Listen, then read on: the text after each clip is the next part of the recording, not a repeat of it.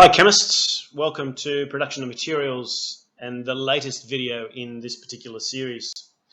What we're going to look at today is condensation polymerization. So far we've looked at addition polymerization and the sorts of products that are built from the polymerization of monomers where double bonds are being broken and no other substances are formed. Now most of these are derived from petrochemicals, and we do have a problem with their longevity, so we're looking for some solutions, and that's really the context in which this occurs today. So the first thing we want to look at is the fact that condensation polymers are polymers which are formed by the elimination of a small molecule, and for our purposes this molecule is usually going to be water. So when you join two monomers together, so you will form a dimer, you will also get a water molecule liberated.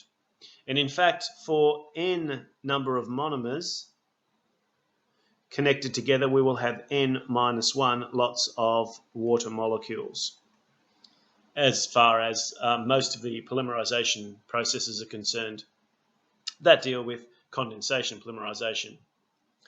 So the main difference from addition polymerization is that there is no double bond to break. So we're not actually breaking a space where we're just going to add across that bond, but we're actually going to break some of the single bonds between atoms. And as a consequence, when those bonds are broken, we're actually replacing those bonds with other ones. And as a consequence, some compounds are going to be liberated as a result. And for most of the time, that's going to be water.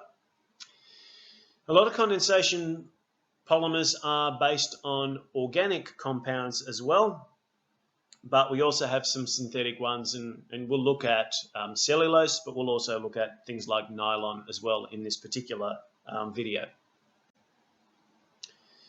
When we're looking at functional groups for condensation polymerization, we're looking at three groups, two of which should be reasonably familiar to you by now. The structural formula for a COOH group is the double bond to the oxygen and a single bond to an oxygen and then a hydrogen, so a hydroxy group. This group are known as the carboxylic acids or alkanoic acids, and we've looked at some examples of these when we were looking at esters earlier. Likewise, we also looked at alcohols. So the alcohol groups have a hydroxy group bonded to a carbon, and that's the alkanol group. And again, the alkanols combined with alkanoic acids give us the esters. So we should be reasonably familiar with these two groups. But the amine is a new one. The amine is a group we haven't looked at before, and it's not one that we need to look at in a lot of detail, but it's particularly important for things such as amino acids. So when we're looking at amino acids, we want an amine at one end, hence the amino, and an acid group at the other end. And then these can polymerize to form long chains of amino acids, which we call polypeptides, or in the tertiary, secondary and tertiary structures, proteins. Here's an example of a condensation polymer, nylon 6. A condensation polymer that's found in many different types of textiles. The monomer unit is 6-amino hexanoic acid. So let's see if we can identify that. So 6 is the number carbon, 1, 2, 3, 4, 5, 6. The carboxylic acid, the COOH group, dominates. So since it's 6 carbons, it's hex. It's got an acid group, so it's hexanoic acid. And then the amine is on the end carbon, so hence 6-amino hexanoic acid. One end of the monomer unit has an amine group and the other the carboxylic acid group. And as a consequence of that, when we polymerize this particular molecule, you're going to have one of the hydrogens from the amine group that's going to link with the OH group from the acid end, and that's going to remove a water molecule. And then your bond will occur between this site here and this one here. and that's how we will form our polymer. When you have a bond like the one that we've just looked at,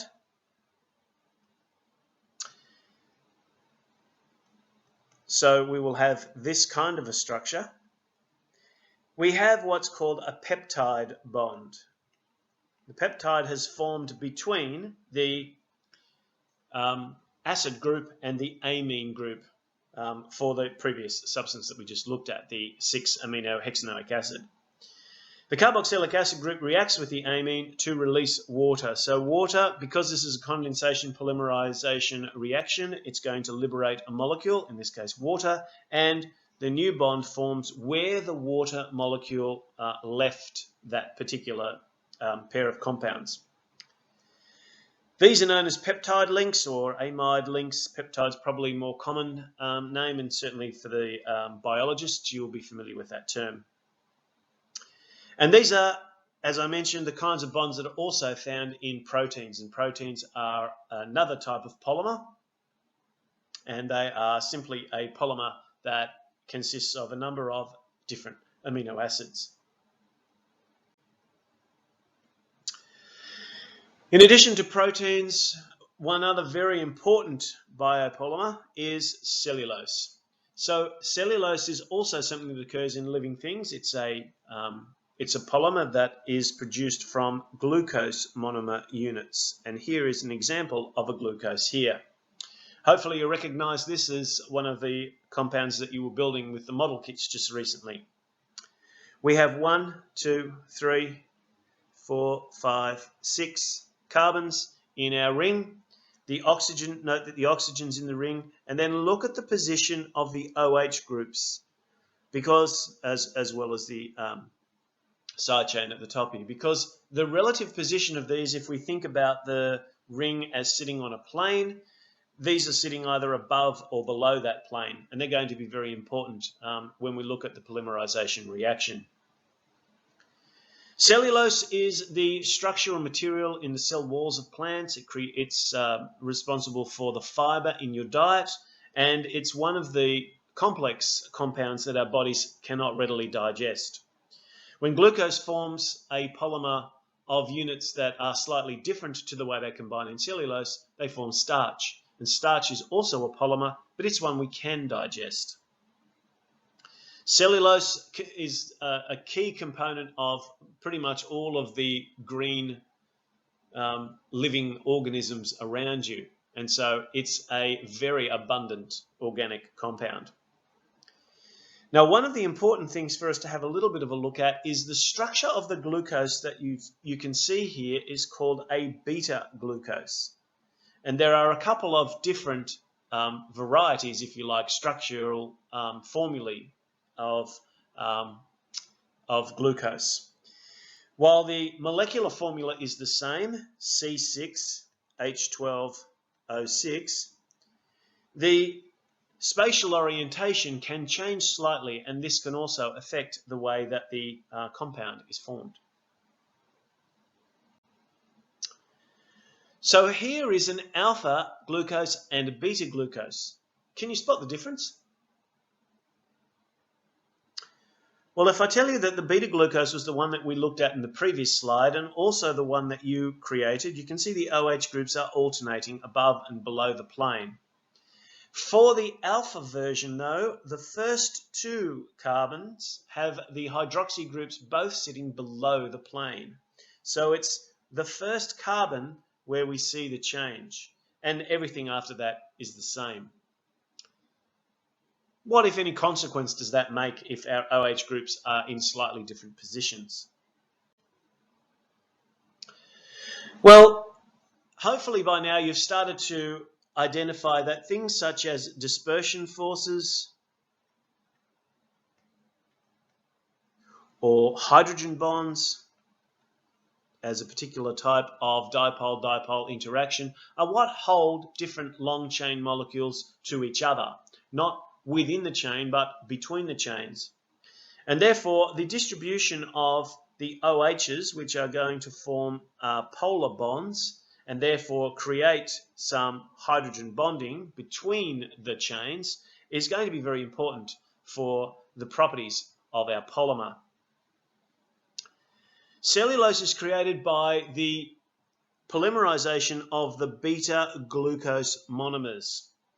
And for each two of these glucose monomers that combine, one water molecule will be eliminated. So we get an OH group from one of the glucose, and we combine it with a hydrogen from the other OH, an OH on one of the other glucose molecules, in order to form our bond between each of these two monomers. It is important for you to be able to at least draw a small portion of the cellulose molecule. Now, this is a complex molecule, but there are a couple of important things to remember. And the first of those is the position. Because we're talking about beta glucose, remember that the first hydroxy group is going to sit above the first carbon, and then we're going to alternate second, third, fourth, and then onto the fifth, where we have the side chain with the sixth carbon. But the other thing that we need to look at when we look at this particular structure is that you'll notice where that side chain occurs, we have an alternate position every time we add a new glucose unit. So you can see the site where the water molecule has been removed. So this is the site where our H2O was removed. And the molecules are actually flipping upside down each time. Try and practice drawing these diagrams because they are going to be very useful for you when you're explaining the process of condensation, polymerization, and biopolymers. The trick is just to remember about the inversion of every second glucose unit. When you're inverting them, you may also have noticed that the actual bond between the oxygen between the two monomer units is also flipping upside down as well, and that flipping upside down is what drives the flipping of the molecules as well. And you can see those from the positions that I've circled as I discussed on the previous slide. The important thing, of course, is that we notice where each of these are going, so it makes it easier for us to identify how this polymer is being constructed. Why should we worry about cellulose? Well, the reason we should worry about cellulose is because the basic carbon chain structures are similar to those that we've looked at for the other polymers. At the moment, we obtain most of our polymers from petrochemicals, LDPE, HDPE, PVC, and polystyrene. The structure of cellulose mimics some of these with this long carbon backbone, and therefore there may be possibilities of using this molecule in a similar way, or at least being able to create some structures or some products that are similar and have similar functions and properties. The reason we're not rushing to do this is, well, several-fold. One is expense. In order to use biomass over oil, we've already talked about the fluctuating oil prices and the fact that oil is sometimes quite cheap. Most of the time, a litre of oil these days costs less than a litre of water. So cost is one of the big considerations. The other problem with cellulose is, it's in all plant material, but you have to grow the plants. You have to then extract the particular molecule, and you need to modify it so rather than being cellulose, it actually becomes a product that we can use as a substitute plastic. This can involve a large number of steps and also a lot of energy. It may include converting the cellulose itself to ethanol through fermentation, a process we'll look at a little bit later, and then dehydrating it to ethene, and then going through the processes as we've already discussed them for polyethylene. We need the land to grow the crops for either ethanol or for the production of the polymer, and that competes with our agricultural land, which we use for growing food crops and also crops for our livestock. The intensity of the farming may also increase things like pollution, which is another factor that we need to consider. In the 2002 paper, question 18 was a two-part question. The first part was just for 1 mark, and you needed to identify the type of polymerization shown in the following reaction.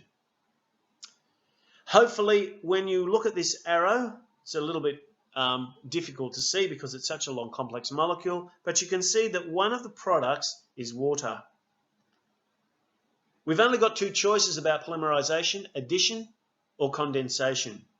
Now, in addition polymerization, there is no extra molecule, but in condensation polymerization, we produce a water molecule.